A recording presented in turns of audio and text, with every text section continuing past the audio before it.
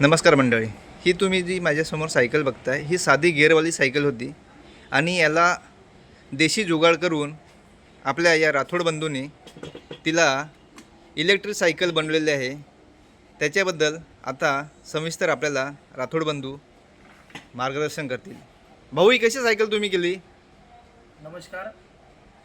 प्रथम तर मी निसर्गप्रेमी आहे आणि मला निसर्ग वाचवण्याचा म्हणजे हे प्रदूषण वाचवण्याचा खूप मला हे आवड आहे। आज गेली 2-3 महिन्यापासून मी पॅनलवर चालवत होतो आणि असं माझ्या डोक्यात विचार आला की आपण असं याला केल्यावर काय होईल। आणि मला मेकॅनिकची आवड असल्यामुळं आणि काहीतरी नवीन जुगाड करण्याचं आवड असल्यामुळं मी हे शोधलं। तर मला पहिली बॅटरी भेटली, 36 वोल्टची बॅटरी खराब होती, मी बनवली ती आणि नंतर मी बोललो ह्याचा उपयोग काय करावा। तर एक दिवस विचार आला की 36 वोल्टवर कोणती मोटर चालू शकते का। मग मला ते शोध चालू केला त्याचा आणि शोध चालू केल्यानंतर मी एका शॉपमध्ये जाऊन बॅटरी सोबत घेऊन गेलो आणि ती बॅटरी त्या बॅटरीवर कोणती मोटर चालते, हब मोटर, ही हब मोटर असते।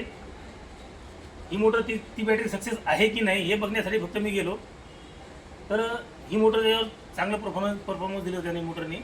तर मी बोललो मला आता आपल्याला मॉडिफाय करायचं आहे। तर गेले 3 दिवस मी रात्रंदिवस मेहनत करून हे हब मोटर ह्याच्यात बसवली आहे आणि त्याचा एक ई-बाईकमध्ये मी रूपांतर केलेलं आहे। आणि माझं एकच मत आहे, जर आपल्याला निसर्ग वाचवायचा असेल तर प्रदूषण टाळा आणि ई-बाईकचा वापर करा। शक्यतो हा माझा उद्देश आहे।